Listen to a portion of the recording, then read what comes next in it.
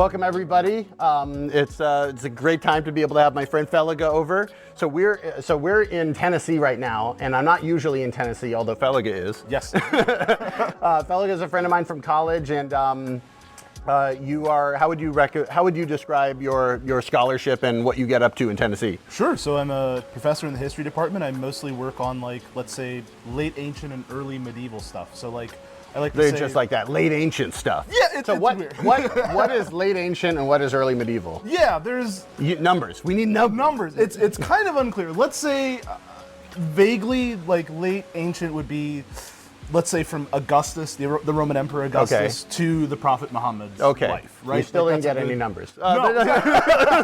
Let's say from the 1st century CE or AD, however you want to do that, to like the 7th century. Awesome. CE or AD. Okay, so broadest, vaguest possible. Historian, and specifically one of the things I'm super psyched to be able to talk to Felege about, which is something I've known he's always done, and yet I don't think I've ever had a deep conversation with you, is about ancient languages. Because you speak how many languages? Oh God, yeah. So I would say read, I think it's 10 if you include English and Amharic. Okay, all right. Why wouldn't we include English and Amharic? Like those are like, you know, those are easy tongues. Mode for you. That's easy mode, right? Easy Those are my mother tongues. Yeah. Only languages that came through suffering count. Exactly. Everything else is just fun. That's good. Okay, so you, English and Amharic, and then for those that may not know, Amharic is what type of language? Yeah. Where is it from? Amharic is a Semitic language from Ethiopia. Okay, cool. from one part of Ethiopia, and it's now the national language. Okay, very cool. So languages in general are going to be a thing, but we're not just talking, we're also drinking tea. And so Felege is actually like a tea drinker. You've been drinking some of my teas before, right? Absolutely. I think maybe since 2020 or 2021. Well, I just launched in 2021. So if you 2021. If you got them in 2020, well, you could have gotten them early because you know me, but like I think you got them when the site launched. I did. So yeah, so it's been good. And what have been your favorite teas from the site? The oranges, hands down. The tea oranges. My absolute favorite. Absolutely. I have one I think you'll like coming up in the future. But before we get to those darker teas, I want to start off with something light. If you're doing multiple teas in one sitting, which by the way is a totally normal human behavior to do, then what you generally want to start light and go darker. So I have the new 3 spring green teas that just came out. We have a Longjing, a Moganshan, and a Biluochun green tea. Which is probably just a lot of, Chinese is not one of the 12 languages at all, or whatever. not even close. So basically, we can go from sort of lighter, crisper to darker, punchier within the green tea spectrum. So which would you like? Maybe for the weather, let's go for the light and crisp. Light and crisp? Absolutely. We're going to do the Moganshan. All right. That sounds like a good one. The Moganshan is just a winner no matter what. Excellent. And this is actually my first time opening this particular bottle of Moganshan, so we're opening it here. So, yes. So while we get to this, I was just thinking, so we knew each other in college. Do you have any sort of like crazy Jesse story in college that you wanted to tell, or not off the top of your head? I don't know if I have one off the top of my head. Game night to me was just one long, unending crazy story involving you. I love game night. Which was I need to restart game night. Explain what game night was. Game night was, it was a club, right? You set it up as a club. So we'd meet in one of the buildings at Brandeis. I think initially in, Shapiro, and then we moved to the castle. Yeah. And we would play what I could only describe as like camp games. We would play like, my way of describing it was like playground games, but everybody's like big now. Yes. So a lot of them kind of like barely worked or we did have some feet go through some walls. We did have a couple broken bones over a couple years. My friend's knee just went right through the wall of one of the dorm rooms. So we would just play like playground style games when we were all adults, and it was great. And I'm still looking for that high from life that I got from game night. Mini Tanks was a mind-blowing experience to me. So this is the Moganshan. Take a sniff. Whoa. This is the fresh green spring tea. How would you describe that? I don't want to, I guess I'll make up a term. It smells very like floral. Yeah. God, this is like an upscale version of those gunpowder green tea, in the boxes. It's like an upscale version of that. Absolutely. So it's a good way of putting it. This is the good stuff. So we get Moganshan is a retreat for the throughout history of Chinese leaders. Whoever's leading and in Shanghai goes to Moganshan because it's 2 hours away, but it's way up in the mountains and it's really nice nature. Nice. So the Moganshan is a retreat for people from Shanghai. And this is the 2023 spring Moganshan. So you can take a look at that. For this, We want 85 degrees Celsius. This water right now, the pot says 92. So I'm actually going to just cool off this water a little bit. I have no idea what this is going to sound like on the actual audio of it. It kind of makes more sense if you're watching the video, but the actual audio, you know. You didn't mic the tea. Yeah, I didn't mic the tea. I should get some like special like tea background noises. So if your water is a little too hot, just put it in the pitcher and swirl it a bit. But one of the other things about good tea is that you kind of can't mess it up. So it won't be messed up by doing that. And for green tea, I actually encourage people to drink the first steep because you don't get a bajillion steeps out of it. But look at this color. Wow. Ooh, bam. Ooh, baby. That's brilliant. Very nice. There we go. Oh, that's amazing. Excellent. Very good. Excited. So we got our tea. We're ready to start talking ancient languages. So first century to fifth. To seventh. To seventh. Yeah. Okay. How did that distinction get made? Yeah, it's a pretty arbitrary one. It was made by a scholar named Peter Brown, and he referred to it as late antiquity. And he didn't call it like Brown's period? No, he should have. He really should have. It might not have stuck though if it didn't happen that way. It might. I don't know. Yeah. If you were to rename it now, maybe. Yeah. But cheers. Cheers. Green tea. Right. Pung. Excellent. Now, what did you say? Nice. Is pung? So, no, but I just said pung. It means literally like pung is like the onomatopoeia sound effect of two glasses hitting each other. It's not traditional at all. I'm just a joker. I'm pung. So it's basically a way of making the case that you don't see a sudden end of, let's say, the classical past, but you get a sort of continuity bleeding into the Middle Ages that informs the rise of Islam, the medieval world of Europe.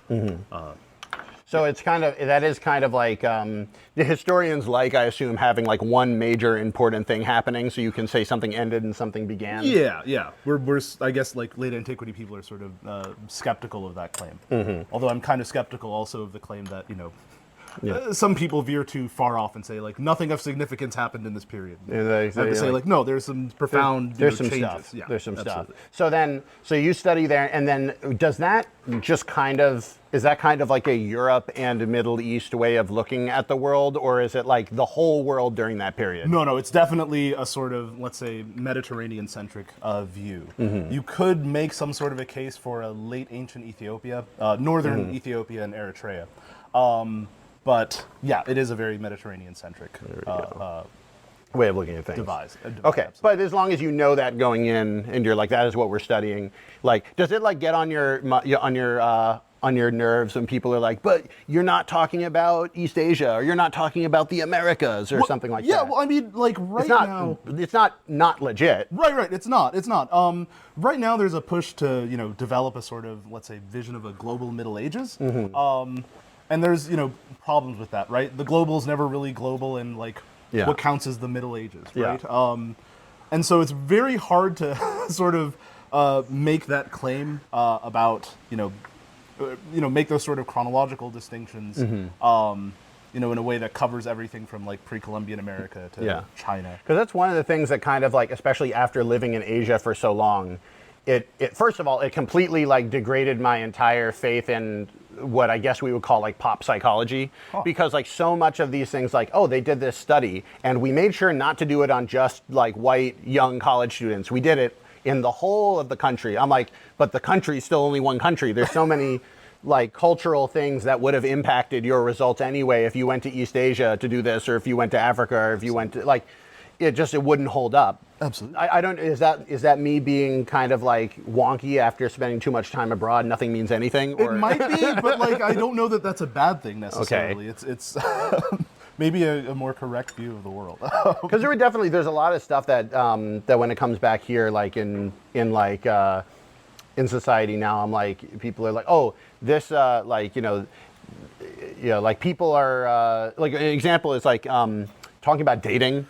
Like if I talk about dating with my American women friends, their take on how I should or shouldn't talk to the girls is completely different from my Chinese friends. Really? So what's the context? Yeah, the Chinese friends are like, if like for instance, I had a bad date once where this girl was kind of basically hinting, and I would correctly picked up the hint that she was like, if you'll go like, if you'll on the first date, she's like, if you'll go steady with me and like we're a thing, then I'll come back tonight.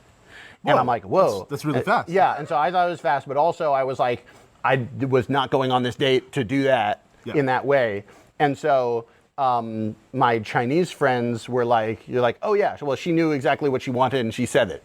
And then my Western friends were like, this seems weird. This is like if you want to just go back with somebody, go back with somebody. Yeah. You don't like, why is she putting this pressure on you to make, like, how would you, like, it's not like signing a contract where you're just like, I'm in. Like, and also like, I could just lie. Like, this seems like a bad way of doing things. And my Chinese friends were like, oh no, she was really on top of it.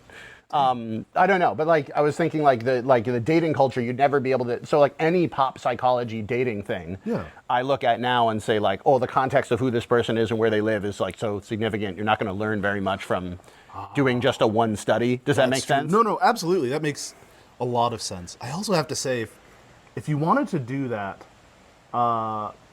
you know, sort of set down a contract and say like, I'll go home with you immediately if we, you know, sort of establish a long term. just get an arranged marriage. Like, like the problem was neither of us were Indian enough. That was no, like get an enforced marriage contract, right? Like then you get your actual results. Well, right? that was the thing. I was like I mean, this seemed like a weird question to ask because as the guy, I'm like it was to some degree tempting, not super tempting because I just wouldn't want to live this way, but it was some degree tempting just to, yeah, we're doing it, and then then go back. But then it was also like, I was like, well, I can't do that. That's not right.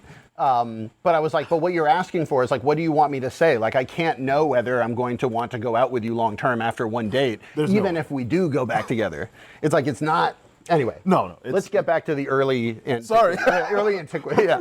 So anyway, how do we get here? Anyway, but my point is, but you think that even though that we'll say like, you know, East Asia, Americas, you know, you say most of Africa, maybe excepting Ethiopia, even those places are not super included in the narrative, you still think it's valuable to study that period? Sure, I think it's valuable to explore like how far, let's say, commercial or cultural connections stretched in this sort of era before, you know, fast travel and instant communication.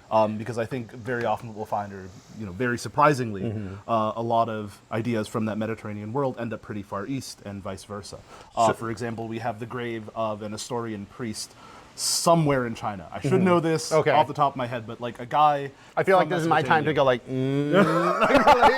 like the most. It actually makes me very, very happy to like when people know nothing about China, which of course most people know nothing about China, even scholars, to just make them feel bad that they don't know the names of very specific cities with a lot of X's and Q's in them that they wouldn't be able to say anyway. It's tough. And then just kind of like, I like to slow play it though, where no, it's totally fine. That it's, but it's not okay. Yeah. I mean, for whoever's listening, you can look this up on Wikipedia. There's a Nestorian priest who ended up in China, died there, was buried. And we have this sort of, let's say, a tombstone set up. So that's actually, well, this is interesting. So it's easy to tell if people were traveling if they died there. Exactly. Because they were buried. Absolutely. But it's harder to tell how much travel there was when they were alive. It is. Because like most of that stuff, like, you know, the feces degrades. You can't like, actually, could you look at people's poop and then say, like, you shouldn't have been able to eat that? I'm not sure. I have to admit, I'm more of a books person. Okay. There may be. Well, I don't know what happens with archaeologists. There may be. You're not the type of scholar who is just like going through the shit. No. We had a professor at Brandeis, Did we? Aokeo, who studied Roman toilets. That was her whole deal. Dude, I got to get her on the tea podcast. She would definitely. You can talk about toilets. It's like, forever. talk about, but one thing we do get from travelers is just graffiti. So and so was here. Yeah. There's an island off the coast, in the Red Sea, sort of off the coast of what is today Yemen, called Socotra, and there you'll find in all sorts of languages and all sorts of scripts, like little notes that people write, like so and so was here. Why do you think that was the place? Like, is like all the cool kids go to Socotra and leave the? Yeah, so that sort of the southern end of the Red Sea. If you're riding the monsoon winds and trading in India, it's sort of the last like sort of safe port of call, and then you're in the open ocean, which is a general rule.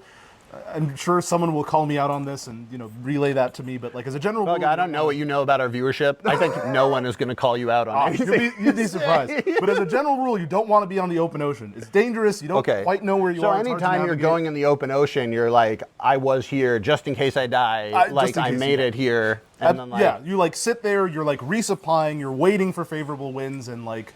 It's risky. It is. And so I guess it's sort of like with higher stakes, the same sort of drive that leads people to scribble things on bathroom walls. Or like, if you were going to like the moon on like a, sort of like vacation trip, you would take an Instagram post and say like, hope I make it back. Exactly. But if not, this is me making a duck face.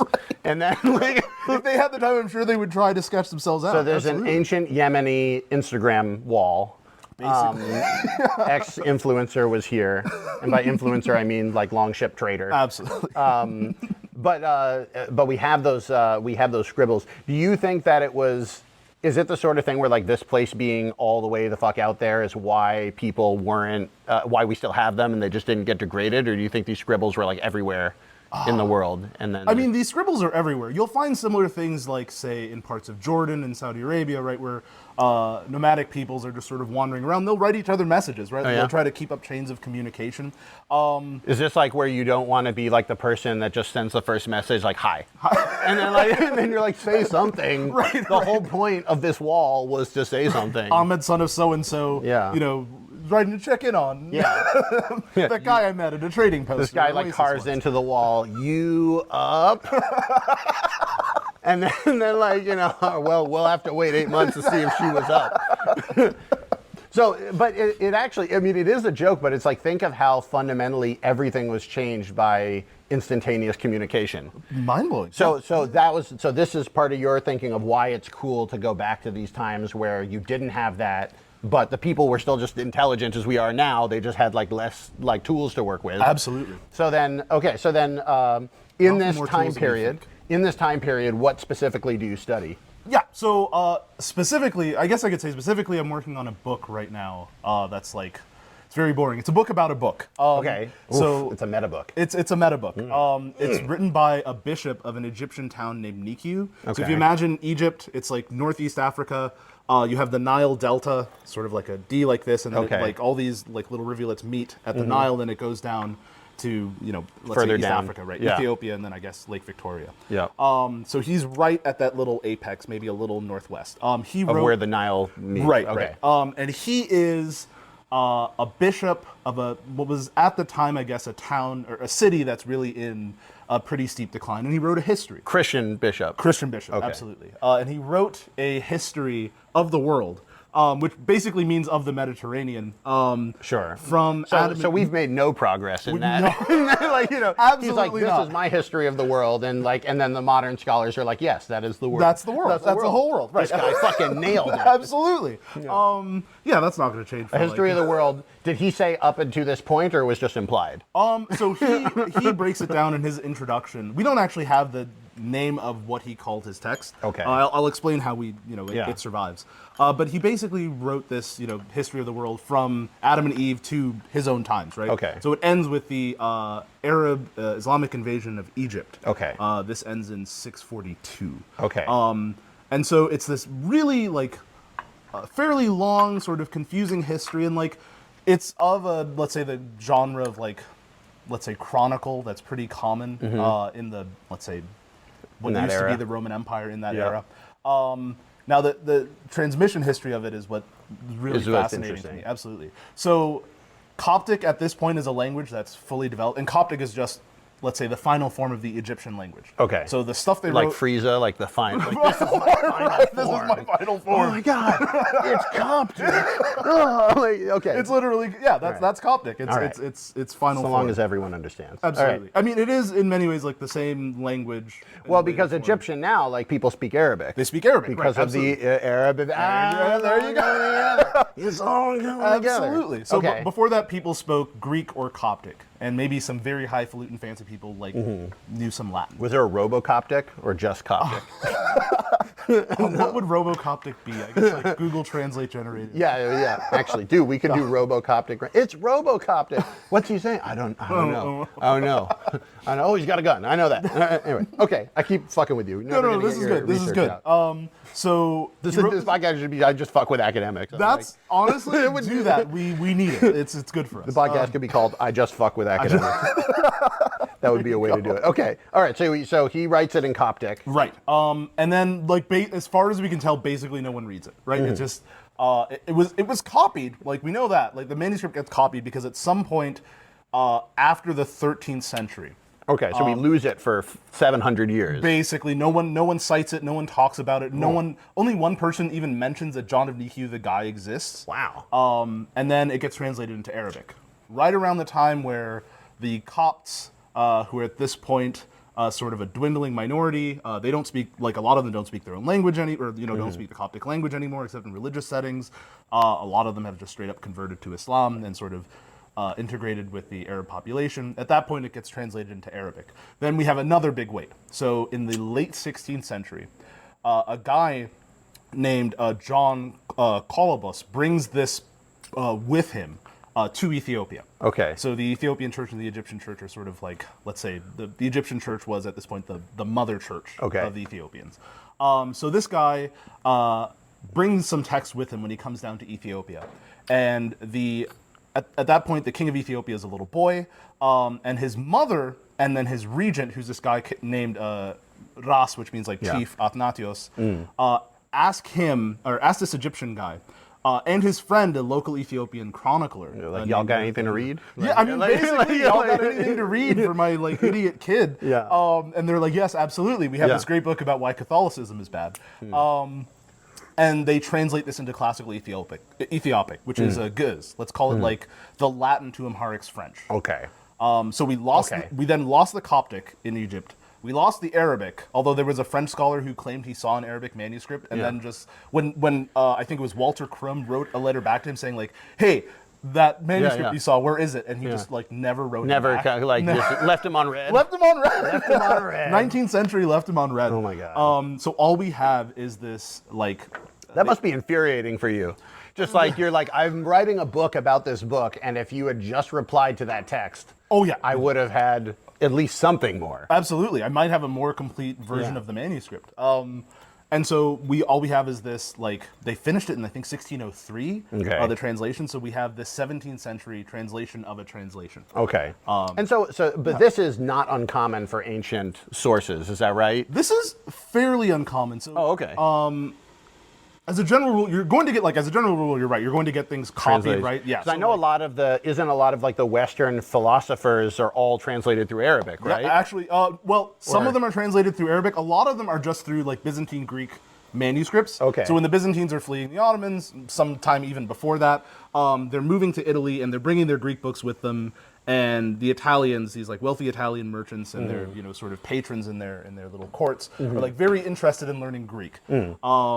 This will continue into the Reformation, where a lot of the, let's say, early figures of the Reformation around Luther, Philip Melanchthon, they don't like that. They're super into Greek. They're weebs for Greek. They're weebs for Greek. Philip Melanchthon changes his name so it could sound more Greek. His name wasn't Melanchthon. Oh, what was it? Do you know? I can't. It was it was literally Black Earth. Oh, okay. But in German, and then he just like wrote his name Melanchthon like Black Earth. Oh, okay. So Greek. Interesting. Absolutely. So he was a weeb for Greek. He was a weeb for Greek. Absolutely. And a lot of people in Europe, particularly as let's say printing presses and literacy improve and urban populations grow, are super into Greek. Interesting. So we get the book. It comes down all the way through, and then you read it. And then what about this book made you interested in studying it? Yeah. So the really interesting thing to me is how people in the, let's say, late 19th and early 20th century, when they sort of rediscover this, when they discover this text in Europe, talk about it. So because it's an classical Ethiopic or Guz, a lot of the scholars who were working on it were Guz philologists and not like terribly interested in early Islamic Egypt or Byzantine Egypt. So they made a lot of assumptions about the text that I think are really wrong. So you think, so this guy wrote a history of the world. It was translated 3 different times. Yeah. And then you believe misread. Yes, And absolutely. that needs to be fixed. Absolutely, because I needs to have be a problem. fixed. Yeah. That's why I went to grad school, because I can't let these things go. I can't let it go. This is like the equivalent of you're like, I know people are going to leave bad YouTube comments. Like, no. Like, I need this guy to be right. I need to be right on the internet. Basically, this is what it is. It's less shouty usually. So usually I'm just desperately seeking people's approval, but that's good. Yeah. But I mean, who isn't really? Anyway, what do you think of the tea? It's really, really is it good? It's really good for this weather. Yeah, the green tea is good for the summertime drinking. It's nice. It's nice. So it's funny, and I don't know what it's like in Ethiopia, but in China they drink hot tea on hot days, and the idea being it makes you sweat and that cools you down. Huh. Okay, that's interesting. I had been told also don't drink cold things when it's hot. They don't like drinking cold things in general, which I think is a little bit of BS because every time that I drink something cold, they're like, oh, well, you grew up that way, so your stomach's used to it, but we would die. I'm like, I don't know. BS is the wrong word. I had a friend who told me this is a hangover from medieval medicine, that people think, oh, you have to balance your internal temperature with the external temperature, so you can't be too out of whack with your setting. I had a friend who was actually a French guy who studied traditional Chinese medicine, and I asked him about this because I was like, you'll have maybe a different perspective on it. And he said he totally buys it because he's like, what he was taught and what he said made sense was that your body is at a certain temperature. So if you mess with the temperature, you're expending energy to get back up to temperature. So if you drink things that are around body temperature, you will immediately start to digest and to absorb the thing. Whereas if you drink cold liquids, your body is not used to that. It will need to bring it to temperature, and then you'll get into max digestion mode. I don't know whether that's very sophisticated. I don't know if it's true. That feels like a very sophisticated take on an old view. I like it a lot. But this is traditional Chinese medicine. Anyway, but yeah, for green tea is good for that, and it's also just good for it's summer drinking because the fresh green tea is picked. This was picked a couple weeks after the Qingming Festival. I could have gotten the tea that was picked right before the Qingming Festival, which is late March, early April, depending on the moon. Yeah. But that tea, green tea is crazy. Because green tea, if you buy it literally right at the beginning of the season, every week it's twice as expensive as if you bought it a week later. Really? So exactly just because it's aging? Same quality of tea. Well, one, because for the history of the whole world, everybody wants to be the first people to give their guests green tea in the year. So I have the first green tea. I'm going to invite everybody over. It's also the best in the early spring. So the earlier it is, the better it tastes. It's not it's significantly worse 3 weeks later, but every week during that key period, it's if you literally get the first harvest, somebody will pay twice as much for it compared to somebody else. So for this green tea, I always have to play this weird sort of waiting game where I'm I want to get it over to everybody as soon as possible, but I also think that literally by waiting a couple weeks, I can cut the price of this by 4 times. Really? So I'm I think the number of people who really want to pay whatever, $80, $90, $100 for a canister of green tea in America is pretty low. And the number of people who would like it to be 98% as good and wait 3 more weeks is higher. That makes sense. So that's kind of, so after getting it picked, we also got delayed 3 weeks this year because of bad rain. So after that, and then getting it picked and getting it shipped over and everything, we got these in late June. And so this is essentially the freshest you can get in the States. Oh my God, we have to win. So I wanted to ask, with this heavy rains, do you find tea farmers are acutely aware of changes in climate, and are they complaining about it? The tea is very much affected by the weather. So even to the point where the best tea mountains will have the tea growing on the shaded side of the mountain because the shade creates a naturally sweeter tea. So even you get to this is why picking tea, you really need a tea guy, because they could be saying hey, it's from this mountain, and it could be from that mountain, but if it's from the wrong side of the mountain, it'll taste completely different than if it was from the other side of the mountain. Interesting. And so there's any amount of depth you want to go into for tea, it kind of has, because this is why I'm interested in the history and this sort of stuff. I like the stuff that we've had 2,000 years of people spending their energy on it. Absolutely. And then it comes to us today. So that's one of the reasons why it always kind of drives me mad whenever I see specifically Chinese people say, oh, we want to sell tea in the West, but like they like blueberry, vanilla, blah, blah, blah. And like there's nothing wrong with trying to localize anything. Absolutely. Because it would be better to have a way into the hobby, and then the people who really care about the side of the mountain will find that, and the people who just want to drink a cup of tea will drink a cup of tea. But it's always crazy when they do that without recognizing, like, no, the reason it's good is because you had that 2,000 years of history. Like, that's why it's good. It's not good because, like, oh, it's grown in China. Like, there are many places around the world where it could be grown, and it's like, it feels to me you don't get to have that sort of like, this is this is the traditional culture, and we'll make no effort to share it. But anyway, I enough of my tirade on random Chinese. Do you think people, it would grow out in these hills? I know there are people growing tea in Mississippi. Really? And there are people growing tea in Louisiana and Georgia. Huh. The weather is suitable. But specifics about it, I don't know because I'm not actually a tea farmer. This wouldn't be the first, I guess, Chinese thing they tried to grow in Georgia. Yeah. Do you know about this? The establishment of the colony in Georgia, they had this sort of utopian ideal where, I don't know, it was something to the effect of like, they were going to like do their best to provide for everyone's sort of needs, but they were going to do it by setting up silkworm farms. Like they were going to produce tons of silk in Georgia, and it didn't work out. No. I mean, that was a secret for a long time. I don't people couldn't figure it out. I actually had an interesting. I was at the Getty Museum in L.A. and they had they had something that looked like Chinese blue-white porcelain on tiles that were from Spain, but they were like way too early. It was like 1400s. And I was like, I know for a fact that the Europeans did not know how to make blue-white porcelain now. And I just posted this thing. This is a good thing about being in a tea community. I posted like, does anyone know how this looks so much like blue-white porcelain, but it's on like tiles? It's clearly not. And I got like 4 people from Spain that were like random academics or into stuff that they're like, oh, this is like a special way that they use like tin and something else to coat a tile to make it look like it's porcelain, but it's actually just a glaze. It's not, it's still just like whatever, an earthenware tile, but it looks like porcelain on the top, which really, that's like, amazing. That's most are of they what people are looking consciously at. like... They were trying to imitate it. And again, it's like, it's fascinating now where like we live in a world with Google where I'm like, how do you make porcelain? And I could watch on YouTube and see like a world expert make it. This was like real IP back in the old days. Man. Even stuff like this is what I'm imagining, like that, like knowing that island is there, which is the last stop of the place to go. Man. Like you're not just gonna half-ass your way on a trip. You're like, I remember thinking in like middle school, I was reading like about how spices were so expensive. And I was like, well, if you could make a shit ton of money selling spices, why didn't regular people just go off and sell spices? And like, but you think about it there, it'd be like going to the moon. Yeah. Like, basically. if you don't know how to get to the moon, you can't get to the moon. And like, if you don't know how to get to like Indonesia, and you could get all the way out there and not know which island the cinnamon tree was on. Absolutely. And you could even get to the island and not know it was the bark of the tree, because how the hell would you know? And even if you did, you'd have to like talk to local people. And there's a whole bunch of barriers there. All that knowledge was like really, really, really, really important. Like it was like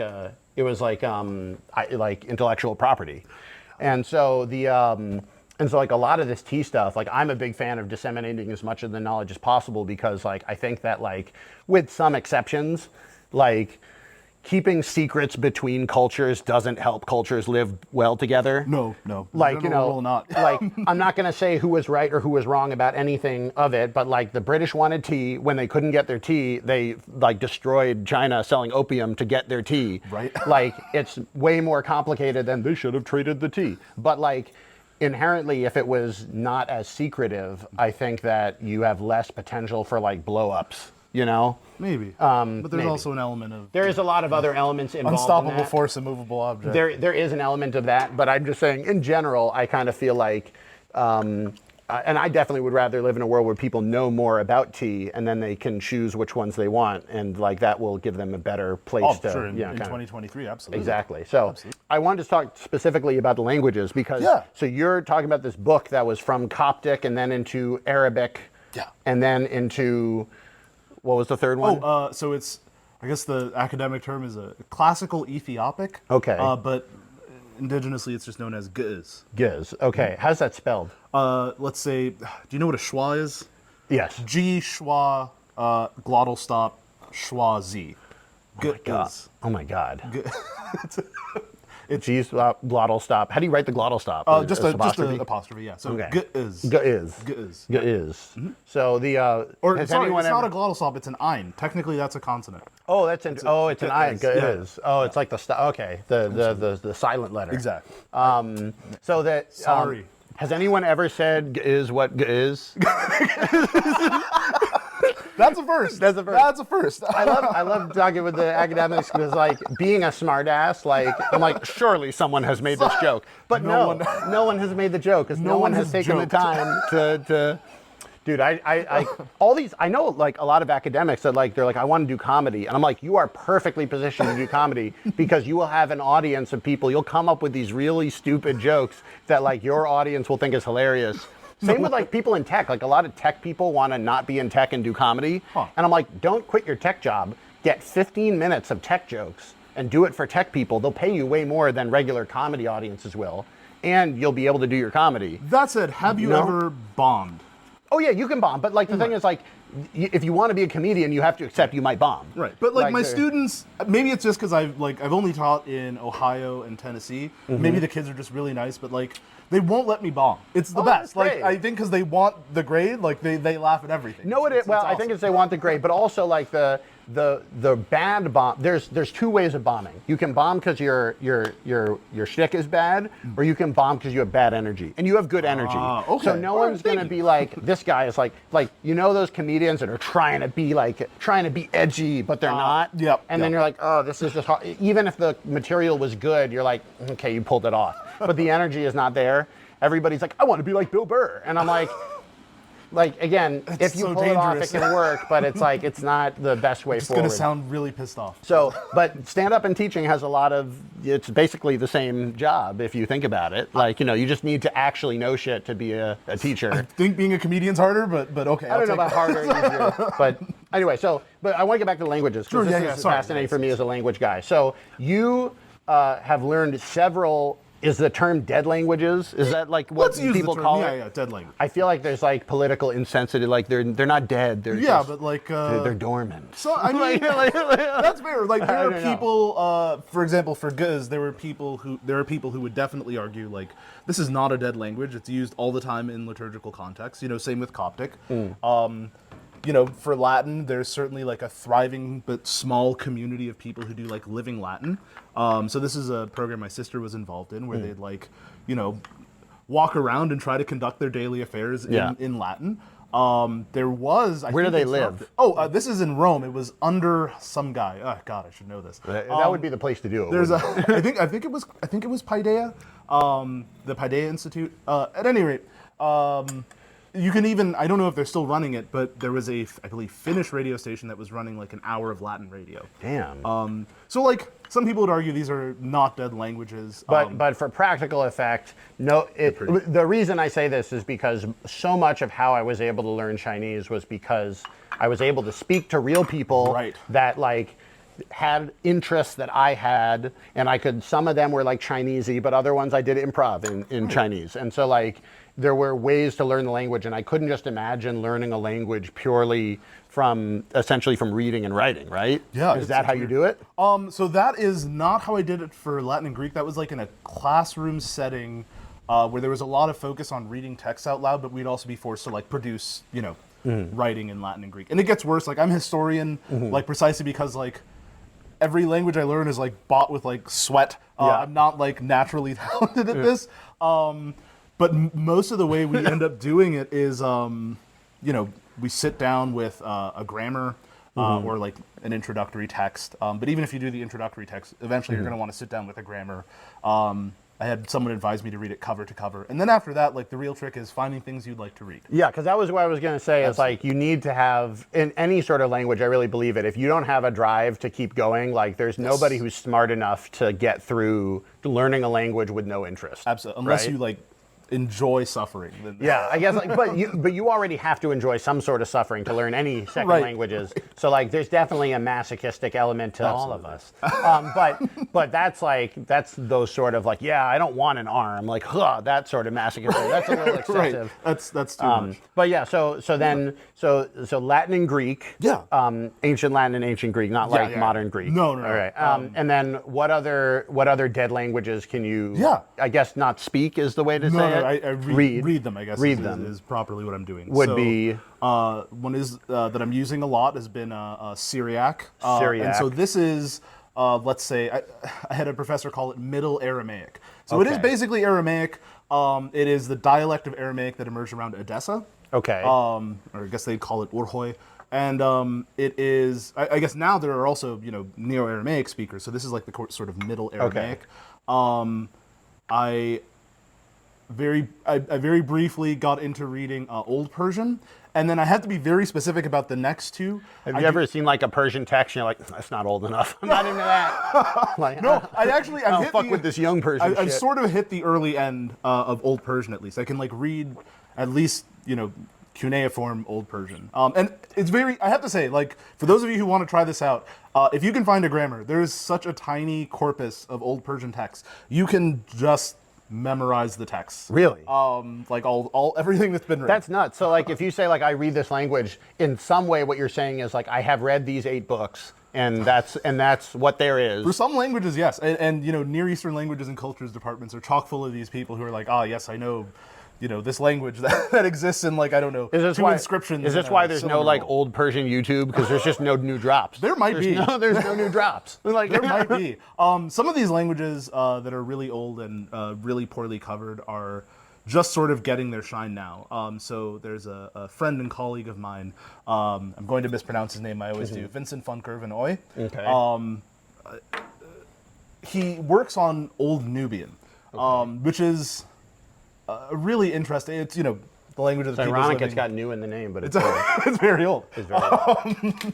It's written in New Obian? Coptic letters. New Obian? New Oldbian. New Oldbian. Because there's Old Nubian. That's a rapper. Okay. That's the name. That's a rapper. That's New Oldbian. So he works on this stuff. Oh yeah, absolutely. He's written, to my mind, the best grammar. Not that I'd know any better. I don't really know the language, but he's written the most recent grammar. Syriac. So Old Persian. Then I had to be very specific with the next part. I really have been trying to, but struggled and ultimately stopped trying to read Middle Persian and Parthian. But there is the Middle Persian and Parthian that appears in Manichaean texts written in Syriac, like those Aramaic letters. Okay. And that I can read. Okay. So that's is that Manichaean. Literally because you can read the letters? Or? Yes, it's because Middle Persian's a very difficult language. It has its own writing system, and every once in a while, they'll have these words where the Middle Persian word, you'll just read the Middle Persian, but the actual text is written in Aramaic. Wow. So they'll have like the Aramaic word for a man, and you're just supposed to remember in your head, right, that's actually this Persian word for a man. So let's say in the future, and it might not be that far in the future, that AI is powerful enough to just straight up translate all these texts. Yeah. Would you feel good or bad about that? I'd feel because you spend so much energy learning the languages, but on the other hand, it's like, but you'd want the knowledge to be out there, right? I would absolutely want the knowledge to be out there. In fact, I think like right now, maybe I'm wrong here. I don't know how it works in language departments, but I got a sense from some of my friends working in language departments that there's not too much interest in having people produce translations, and like translations that are easily accessible for like wide swaths of people. Mm-hmm. And I think that's a real shame. I think like that should be a big part of our job, just making like primary source materials accessible to as many people as possible. And for free, not like a $200 monograph that's like 20 pages. They're crazy. Like, they'd be like the most expensive book ever. It's like this, like, it's like almost like drug prices. Like, you got any new Parthian? You got any new Parthian? New Parthian, bro? Yeah, I just need 8 lines. I just need 8 lines, 8 nights. I mean, honestly, that's not too far off from like trying to work at a manuscript collection at the library. Can I see those manuscripts, bro? Keep talking about languages, but I want to switch teas. Okay, absolutely. What are we switching to? So we're going to switch to something darker. So I'm going to give you 2 choices. Okay. And by the way, in the future, we may have like a real tea setup for how to do this like tea switch. For now, I have a plastic bag that was in my pocket this whole time, and I'm putting it was literally the whole time. the spent tea leaves in there.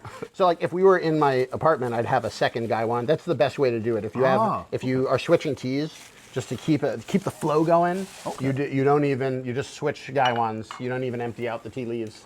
You'll just switch it up, and then everything is going great. Dump the extra tea if you have any into the tray. No, we good? Let me wash you out here with some warm water. And just right there. Yeah. So we have two options for darker teas. The first option, I'm going to show you here. So we have an ancient tree red tea, and we have a black jasmine liu bao tea.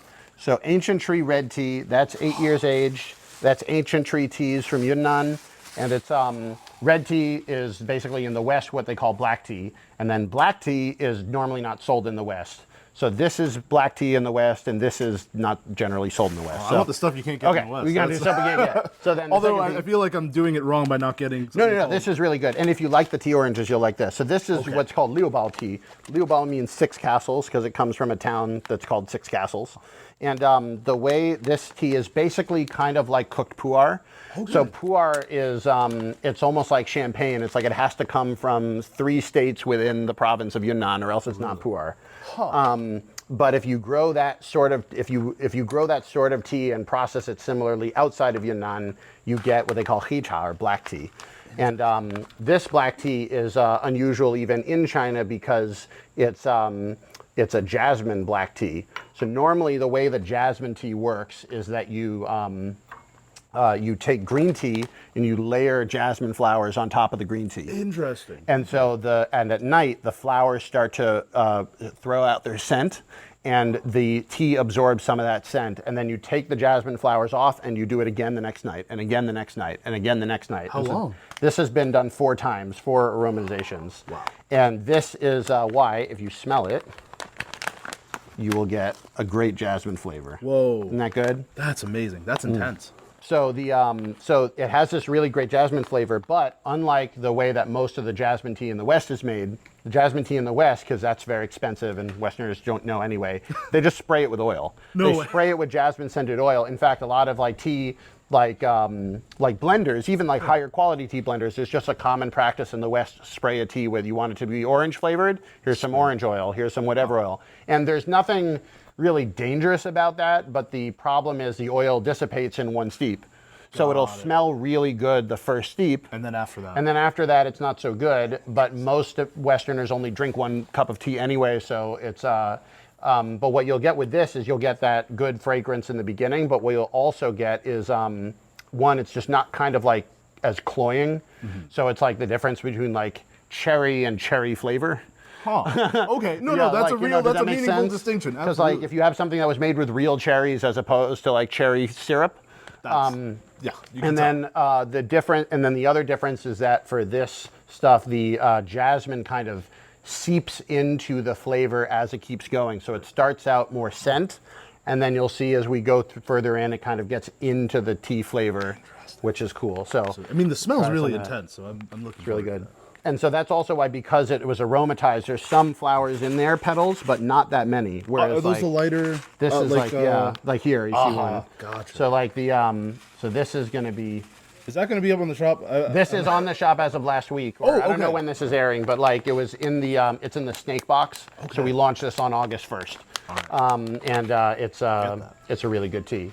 So yeah, well, drink it first and then tell people get it. No, I'm already making the call right now. Good. So anyway, so we'll give it here. We're gonna try just a little bit, make a little bit extra, because why the hell not? Make it a little stronger. I also find I tend to put not enough tea into the cup with this tea because the leaves are so small. I think I'm putting in more than I actually am. So we'll go back here. So anyway, so all these languages. Yeah. You learn these dead languages, and then do you have just a rough guess in the world of some of these languages? Like how many people can do what you do with the language? Oh, is it dozens? Is it hundreds? Is it thousands? So it'll depend on the language. I think, like for example, with like classical Ethiopic and Syriac, it's got to be, someone's going to make fun of me, but it's got to be thousands, right? I mean, because these are, again, like liturgical languages that people are using like in their church services. And this will be like, in the Near East, but also in Europe, in North America. This is also likely the case with Coptic. Some of these, I mean, certainly with like Latin and ancient Greek. Manichaean, Middle Persian, and Parthian, that's got to be a sort of smaller subset of just absolute freaks like me. There's not that many. Then. Not that many. Yeah. But it's kind of funny because it's like one of the reasons I was interested in Chinese was I was like, oh, so many people speak this language. I'm going to be able to meet so many new people I would not have met and like do stuff with because of language. But that clearly wasn't a driving factor for you to learn these languages. No, I've got to be honest. Because if it was, you were very stupid. Right, no, I done got had. I got to be honest, like learning languages for me when I was younger. Small lid there. Oh, that's very fantastic. Nice. Very nice. It always freaked me out a little bit, right? Like you don't want to like make a mistake and have people laugh at you or just like immediately default to English. This is why now I'm like trying to get good at like speaking German, speaking French. I can read those languages. Smell that. Really My good God, that's jasmine. intense. Good That's jasmine. phenomenal. And then we can drink this first steep. Cheers. Cheers. So you can drink this first steep. So I generally,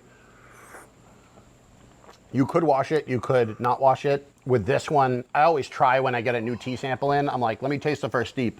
And if I find that there's a real lacking there, I'll advise people to wash it. But like all of the quality of the tea that I sell is like, you're not gonna get hurt by drinking the first steep or anything. It's just whether it's good or not. What do you think of this stuff? It's fantastic. It's like an intense flavor. Like I thought it would get washed out a little bit, but it's... So this is also why this stuff is unique. Even in China, it's hard to find this. Is most jasmine tea is they do that process with the flowers on green tea.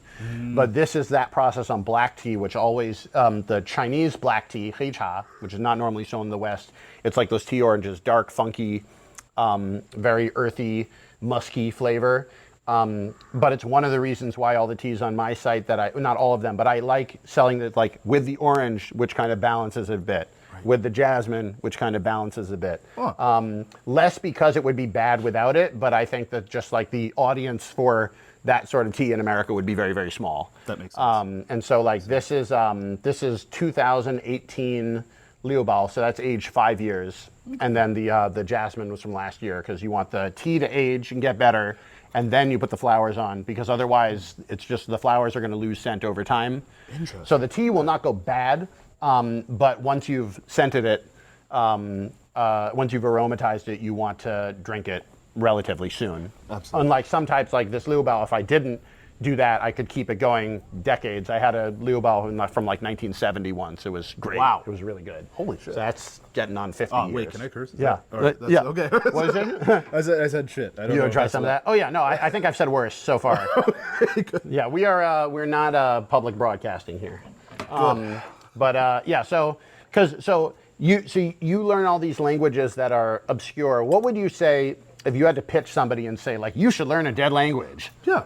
Like what's the I can't make that pitch. So like I can only say why I got into it, which is there was something I wanted to read. So it started with say Syriac, right? I was really interested in the Oxumites. So these are like your late ancient, let's say like 1st century CE to 6th or 7th century CE Ethiopians. Okay. I was really interested in them. I was reading secondary sources and I encountered something called the Book of the Himyarites. That sounds epic. Right. It's a pretty intense sort of epic. It's like +3 knowledge, plus, you know. Basically, right. And so that's what drove me, right? Like I read a translation of it and I was like, I have some questions about particular words being used. And I got lucky enough that at Ohio State at the time, the NELC department was really thriving. And so I got the chance then to learn this language with Kevin von Bladel. And then finally, like he asked us, I think it was at the end of the 2nd semester of Syriac, like, what do you guys want to read? And I'm like, Book of the Himyarites. Yes, please, can we read this? And that's how it's worked with almost all the languages. I will say the one exception to this was Old Persian, where the professor just sort of talked me into it. In hindsight, I couldn't tell you how it happened. But this sounds like the weirdest bender ever. I can't tell you how it happened. I woke up and I knew Old Persian. And I was like, what did I do last night? Basically, because we learned it in a month. They had set up this thing at Ohio State called a Maymester. where you can take a course in a May. month. Yeah, Okay. absolutely. And it was honestly a great experience. Are you a fan of intensive learning? Yes. Because that's one thing that like a lot of people like they ask me like, how do you learn Chinese? I'm like, the real answer to that question is like, if you can do 2 weeks, great. If you can do a month, great. If you can do 6 months, great. Go to China, do nothing but learn Chinese, and just get in there 24 hours and just like learn, like to the point where like, you know, have somebody else figure out your food and lodging for you. Like Honest to God. That is the best. Like I have found that that's the best way to learn stuff. Like the hours you spend on it are not only do you learn more quicker, but it like if you spend 100 hours doing that intensively, you'll get more out of it than 100 hours spread out over months. Absolutely. Is that right? I mean, it really is a use it or lose it thing.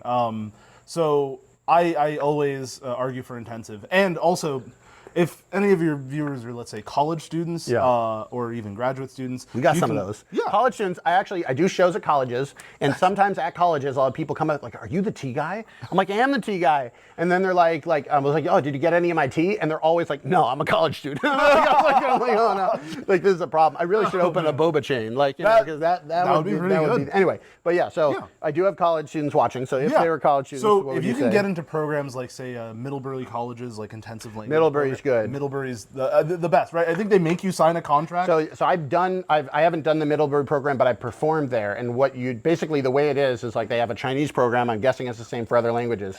They like literally sequester a part of the campus. They don't let anyone else on that isn't in the program and speaking that language. And even things like the tennis courts, like the Chinese program has it this time, and the whatever French program has it that time. And you will only run into people speaking your language that you're learning during that time. Definitely. Which is the farthest I've seen anyone take it in the States.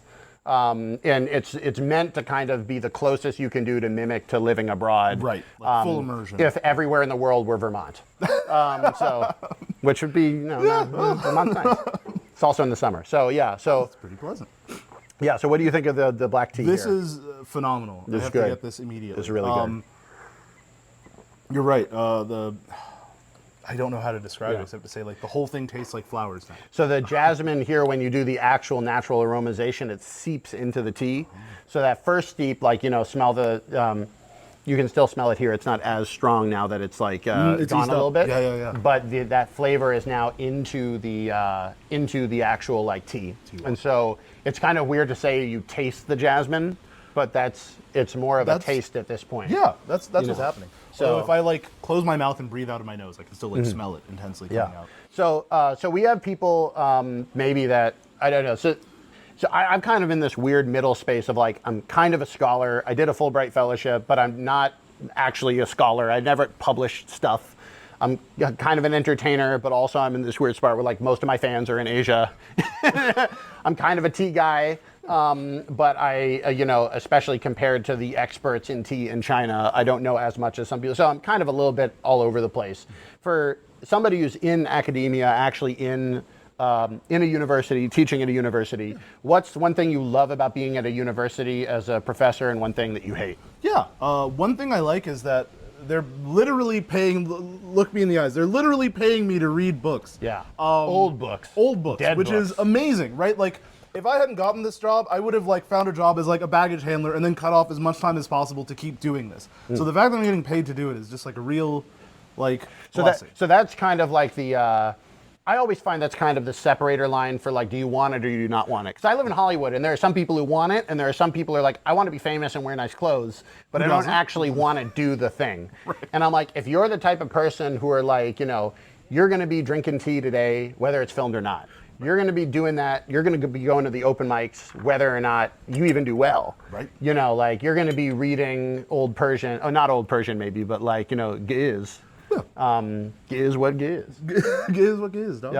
And so like, that's kind of, you think that's a good separator from like, should I do this? Right, yeah, absolutely. And, that's a shame because like, I don't know, in my ideal world, if you wanted to like, take a month off of work and just like immerse yourself in, I don't know, ancient Greek, like learning to read Herodotus because you really like the translation, like that would be open to you. But we are approaching, and I guess this is leading into like what I don't like about it. We are getting into a world where more and more humanities departments are in the United States are closing. Yeah. A lot of people are going into STEM, and so there are like fewer opportunities for me to do the other part of the job that I really like, which is the captive audience who has to listen to me rant. So here's my pitch to you, and I know this is not what you do, but I'm really curious. Like, why not YouTube? I'm like, because the thing is, like, I look at like almost everybody's niche hobby. It used to be the place to have a niche hobby was academia, because where else could you do it? Right, absolutely. But now it's like, I see people that are like, even like lawyers and doctors who have real jobs. That is true. But they're like, I could practice law, but I actually have this element of myself that I'm kind of an entertainer-y type of person, and I like reviewing whatever the common, like, what's the legal basis behind this cartoon movie? Absolutely. Like, could Scrooge McDuck like literally have all those coins in like a giant basement Right. and dive into them? And Let's do the math. If you dive into Scrooge McDuck's ridiculous pile of gold coins and don't know how to just get in and out like a dolphin and you break your neck on the gold coins, like, whose fault is that? Especially because we know he can pay. Who's liable, right? Wouldn't it be crazy if you literally got paid back with the coins that killed your relative? Like they dive into the Scrooge McDuck thing of coins. There's blood. They break their neck, and then they're like, you have to be repaid. Here's the blood money, the literal weregild, the literal weregild with the blood still on it. It would. Okay, Christ. we really got distracted. No. Look at the color on this tea. It's really not. The color That's dark. That's is good. very dark but clear. Just like the weregild of the okay. My dead relative. Of the dead relative that's right. Anyway, so no, but here's the thing: is like, do you think this is a good thing? Because I know that a lot of people would say, "Oh, I don't like that," like whatever the pop scientification of my thing. And I would even have people say, "Well, it's good it exists, but we should obviously still keep lamenting the failing of the humanities department." Yeah, I mean, we should lament the failing of the humanities departments, especially because, like, reading edited texts, like, for example, if I had my ideal, like, magical world where everyone got to read, like, Syriac for a month on vacation or whatever, you'd need edited That's a text. bizarre, like, magical world to live in. I think there are people, like, I see undergraduates all the time who are, like, in STEM fields or, just have this sort of passing interest, but, like, really work on American history. Yeah. And it really, like, they tell me to my face, like, no, it's like, because I want to get a job and, like, be able to pay down my debt. That's why I'm not, learning more about the Byzantine Empire, for example. Like, that's literally what is stopping me. But if you look on, and I watch history videos on YouTube, they get millions of views. They do. People are into it. Absolutely. It just is difficult to make a living off of it, which is why I was saying, like, YouTube maybe being a shorthand for, like, internet entertainment. But, like, the difference for me between being able to just drink tea by myself and the difference between being able to make a living on it is literally sharing it.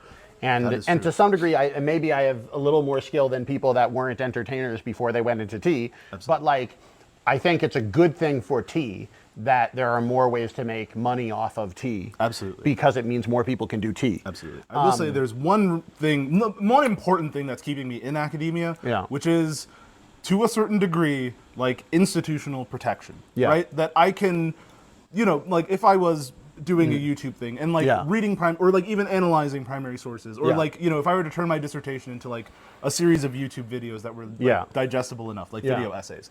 If I made an argument that somehow offended someone, which sounds weird, but it's possible, right? Like, Byzantine history and some of these post-Byzantine things I'm looking at, like early Islamic Egypt, there are, like, real stakes for people, right? Like, people, like, truly inhabit these worlds, and there are real stakes in their, like, lived experiences for, like, how you read these texts or how you interpret these figures. I mean, like, wars have been started over less than, like, you're not in our team and you are in our team, and how do I know? Well, look at this 1,000-year-old book. Exactly. And you were mentioned and you weren't. Exactly. Exactly. So, and that's why you're part of, our state as opposed to independent. Right. Yeah. So, if I offended a sufficient number of people, right, and this isn't like a cancel culture thing, but, like, if I legitimately, like, truly offended, like, a sufficient number of people, like, they could actually affect my livelihood. Yeah. But the university system is meant to offer You find out there is a Robo-Coptic, and he's coming after you. Right. He's coming after you. And so you think that if Robo-Coptic was at the gate, the University of Tennessee would help you out. Or at least they'd send the campus police. Right. They wouldn't stop Robo-Coptic from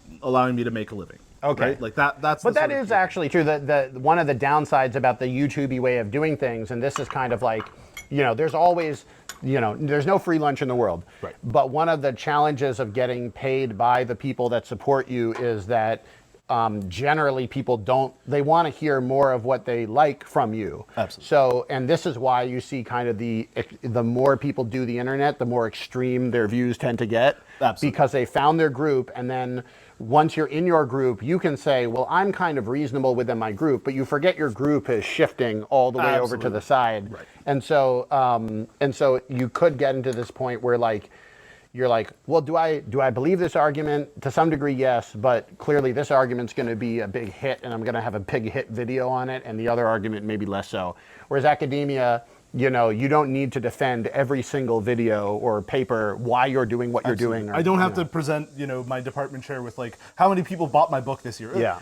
In all honesty, if anyone buys my book, it's going to be libraries. I'm fairly You have a book. You want to pitch your book? Well, it's inshallah, it'll be out by, let's say, 2024 or 25. Okay. So we're gonna have it's some a ways runtime. on. But inshallah, if I finish it and it gets published,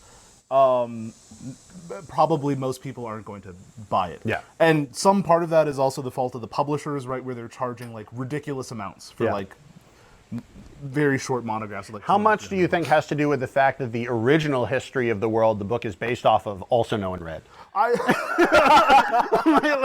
That's just asking. That's a fair point. No, that's a fair point. That's going to be a big part of it. Yeah. I think another big part of it as well is that a lot of these academic publishers know the library is going to buy the books. Well, and so there is a market for it, but that's its own thing. And to be fair, it has to be that way. To some degree, I kind of had my own moment about this with tea because, there are teas where it just costs that much. And why is it there? If I really had millions of people that wanted it, even though it's expensive, could I get a better price? Yes, but there aren't millions of people that are looking for 30-year age white tea. Absolutely. So even completely irregardless, even if I literally got it for free, because I would need to spend my life and time trying to sell it, if I can only sell it to 5 people, right, it's going to be $1 million a thing because I got to make $5 million. No, but it's going to be more expensive. So. But I think that's good. So that's one thing you like about the being in academia is you get to do what you do. Absolutely. And Although you have some protection. I should point out I'm not tenured yet. I'm fighting now for once I finish the book and some other things, then I'll go up for tenure in I think 26, 27. Okay. And then if I get tenure, hell's gonna break loose. I mean, quite honestly, you're gonna be killing languages just so you can learn dead languages. Has anyone done that? I'm trying to think of I need to be the last person alive that knows how to read this thing. Well, we all know. I'm sure that's somewhere. There's got to be someone who studies Assyrian who wants to be the last guy and is just hunting down his. Oh, that's even more realistic. Is there's 4 scholars left and right. And one job. There's 4 scholars left and one job. Oh man, I gotta say that is the state of the field now. There's a horde of people at the gates and maybe maybe 4 jobs. Do you think that universities have a responsibility, and I guess this is very specific for dead languages, it's even more broadly applicable to say, we have to take responsibility and say, you will most likely not be able to get a job learning this. Because it would kill the buzz. It would kill the buzz, but this is kind It not only kills the buzz, it's grad students grade. So that would if you're teaching a survey of 200 people and you don't have grad students to grade, that hurts the professors. So there are reasons why the system is not asked to do that. And yet, I think it matters if you're charging people huge amounts of life-changing amounts of money to study these things. Yeah. And to some degree, art schools are kind of in the same situation. It's even if you have the best in the field teaching you how to do stuff, whether you can make a financial living as an artist is not a guarantee coming out of an art school. Yeah. Same with acting, blah, blah, blah. I even think even the quote-unquote safe professions have the same problem because Absolutely. In China at least, everybody... a lot of the Chinese students go to America and they study economics and business, and they go back and the market is flooded with people who studied economics and business. And I'm sitting here as a performer being if one of you studied arts education, you live in a country of 1.4 billion people where they want to make arts education and none exists. It's an enormous market, but nobody does it. But should the American schools be saying we can teach you Robo-Coptic, but it may be hard to make a living off of that. Yeah, I wish, I don't know, I have to be honest, I don't know how many of my colleagues are having these honest conversations with prospective graduate students. I know some that do. I certainly do. Like, I've had, like, since coming to Tennessee, like, let's say a small handful of students who are like, I want to, like, go to graduate school, I want to keep doing this, and, like, my standard reply is the answer that I got when I, naively went up to my professor at Brandeis and said I wanted to do this, and that is, if you can imagine yourself doing literally anything else, do that instead. Graduate student pay across the board, especially in the humanities, is quite poor. You'll be living at or below the poverty line at most institutions. When you come out, there are not enough jobs. There are just straight up not enough jobs. Even if you go to the best university for your field, there's a strong chance you may not get a job. You'll have to go into industry. So I would say if you're looking for institutional protection and that you may not get, or if you're independently wealthy, then yes, that makes things easier. It really does. It's sort of similar to tea. I mean, in tea, it's almost like, because I think a lot of people who do tea because they want to do tea with their life. And that's actually a great reason to do tea. Absolutely. Because it's like you're not going to be guaranteed of a lot, and there's a lot of people out there selling tea.